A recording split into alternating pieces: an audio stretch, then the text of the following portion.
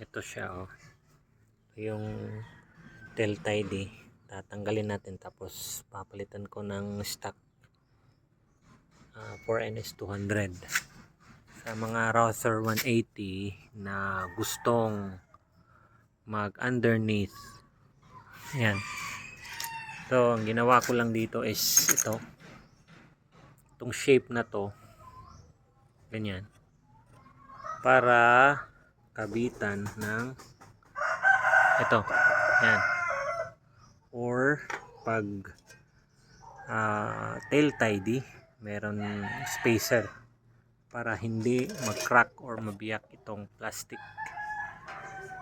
Tinanggal lang to sa loob tapos linagyan ng mount na ganito, tapos meron siyang naka-weld na nut sa loob para kapag magpapalit kayo na kung ano, hindi na kailangan na merong alkontra sa loob. Diretso na siya, diretso higpit na. Yan, oh, yan ang pormahan niya.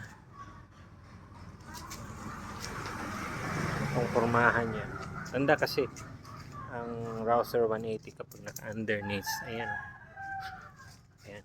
So, ibabalik ko lang itong NS200 na kinabit ko dati, plate holder, para magsilbing mudguard na din kasi nga hindi na ako kakabit na itong mudguard na sa bandang dito.